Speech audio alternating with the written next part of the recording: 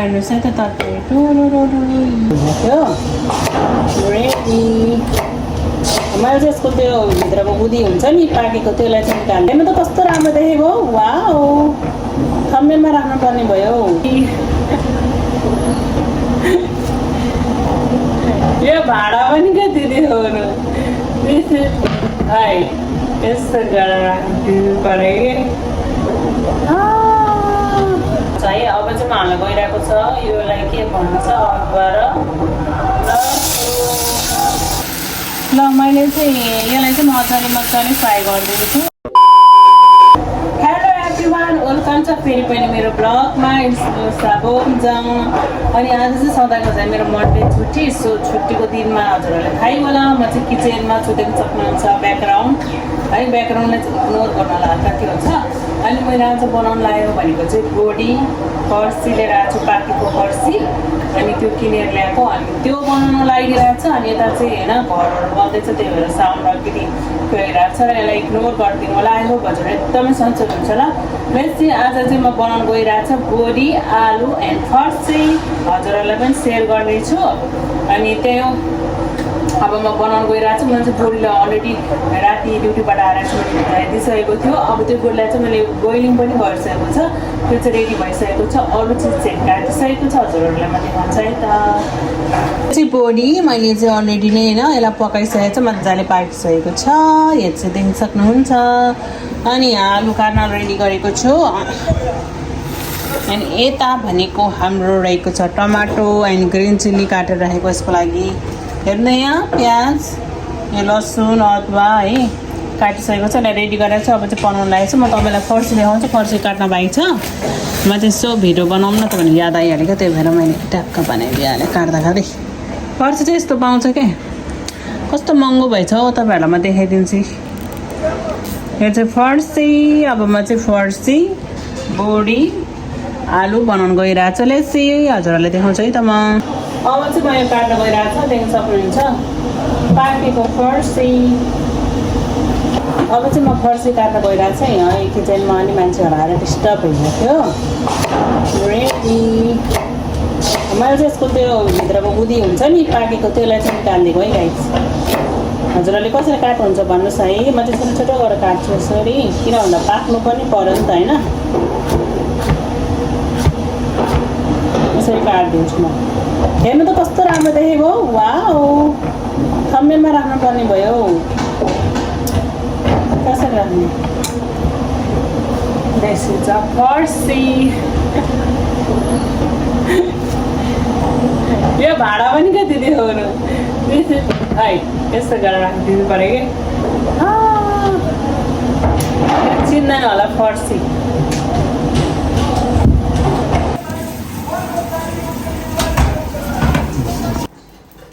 Already हालिसकेको छ, यहाँ पाकिसकेको छ है। अब चाहिँ म हाल्न गइरहेको छ योलाई के भन्छ अदुवा र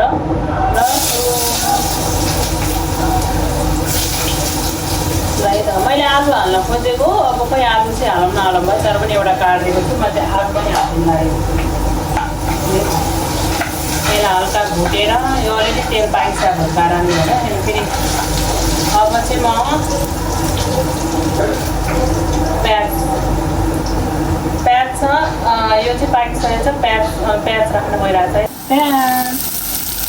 प्याज चाहिँ धेरै काटेको, तर के गर्नु हालिदिन्छु। प्याज पाकिसकेको छ होइन। अब प्याज पाकिसकेको 2 मिनट राखिदिएको। अब म बोडी अलिअलि पाइन्छ भएको कारणले यो मैले धोएको थियो, के भन्छ है फर्सी। आलु चाहिँ एउटा मात्रै काटिदिएको, राखौँ नराखौँ भयो, तर पनि केही छैन राखिदिएको। अब छिटो बनाउँछु, किन भन्दा प्याक पनि छ नि क्या, किचन प्याक भइदिन्छ। अनि त्यही भएर म चाहिँ खाना बनाउनु लागेको। यो रहेको छ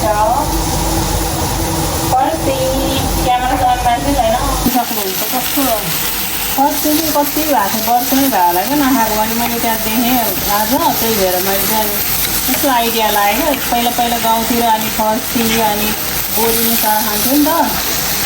अनि कोहीमा त त्यत्तिकै फर्सी त त्यत्तिकै नै मिठो हुन्छ होइन, त्यत्तिकै बनायो भने मेरो बनाएर खतरा हुन्छ। तर यो अलिक उयो हुन्छ जस्तो लागिरहेको छ नि त, किन भन्दाखेरि यो चाहिँ गुलियोपछि हो अनि अब गाउँघरको यस्तो फ्रेस त कहाँबाट मिल्छ र त्यस्तो राम्रो देख्छ है अब यो पाकेको भन्छ लोले चाहिँ भइहाल्छ त्यही भएर यस्तो राम्रो देखेको चाहिँ A few moments later. त्यही हो मेरो चाहिँ साइडमा पाक्दैछ आई होप हजुरहरू एकदमै सन्चै हुनुहुन्छ होला है मैले फेरि पनि दोहोऱ्याएँ अहिले त साउन आयो कि आएन मलाई थाहै छैन किन भन्दा बाहिर चाहिँ अहिले म मेरो रुम बिल्डिङभन्दा उतारे चाहिँ नयाँ घरहरू बन्दैछ त्यसको कारणले कामहरू चलिरहेको छ नि त त्यही भएर हो अनि त्यही हो आज चाहिँ मेरो छुट्टीमा म केही गर्दैन जहिले म यस्तै खानासाना बनाउँछु मैले गरेँ रुम सुम साफ गरेँ त्यसपछि खत्तमै हुन्छ किनभने म भिडियो एडिटिङ गर्छु त्यही हाल्ने अनि म चाहिँ हप्ताको अब सोचिरहेको छु हप्ताको एउटा भिडियो लिएर आउनेछु भ्लग बनाएर छोड्छु है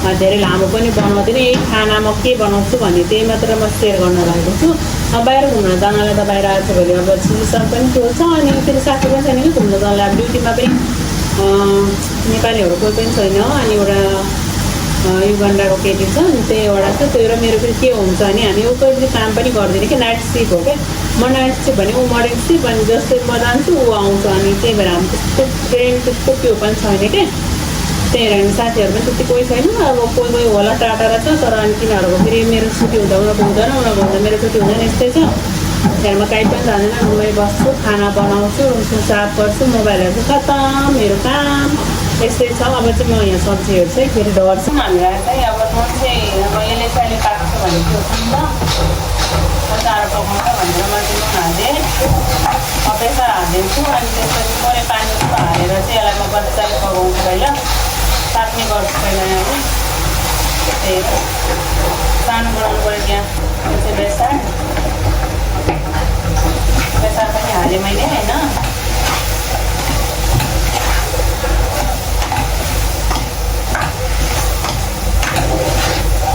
अब यसलाई के अरे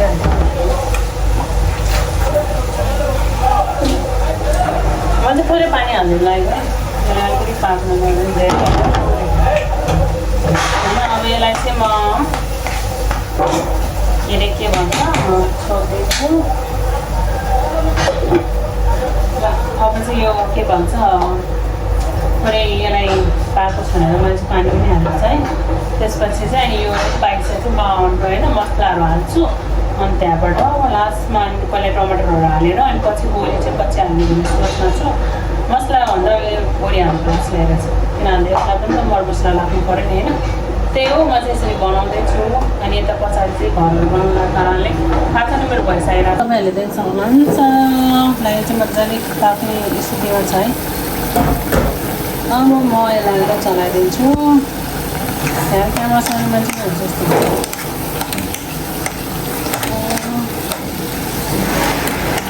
मैले भनेको थिएँ नुन हाल्यो भने चाँडो पाक्छ पनि भनेर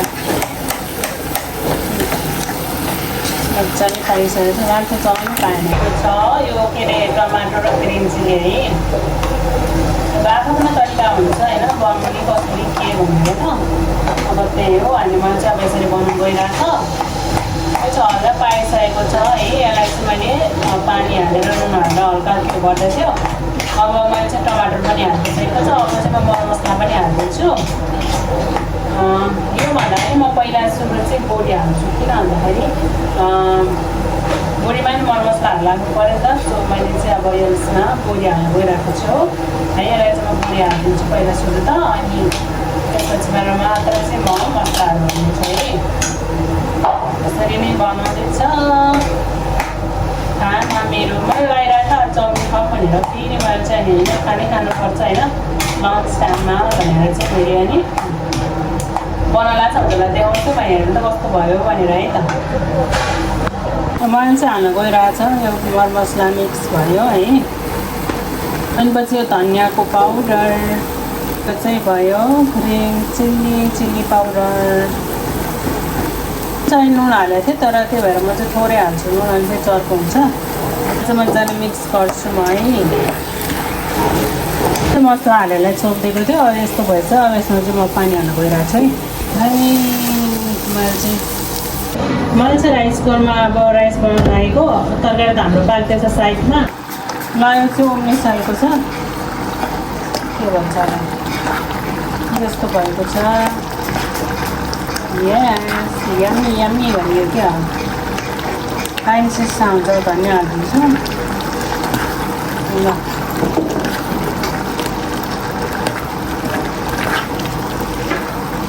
धनियाँ नि हालिसकेको छ अझ यसलाई म थोरै पानी हालेर अनि अझ त्यो बनाउँछु नि यसलाई मजाले ग्रेभी त होइन लेदो भनौँ न कस्तो छ ल भन्नुहोस् त हाम्रो तरकारी चाहिँ पाकिसकेको छ मजाले पाइसक्यो यसलाई हल्का गुलियो भइरहेछ तर किनभने फर्सी गुलियो भएको कारणले होला लेमन हाल्दा पनि जस्तो लागेको तर पनि हेरौँ के हुन्छ तर राम्रो कस्तो राम्रो हुन्छ खाइसकेपछि भन्छु ल तपाईँहरूलाई कस्तो भयो भनेर अब चाहिँ रेडी भइसकेको छ यसलाई निकाल्न गइरहेको छु म हाम्रो तरकारी रेडी फाइनली रेडी भइसकेको छ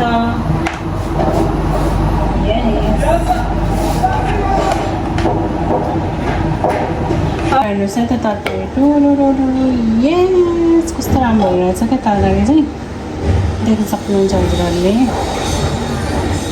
यस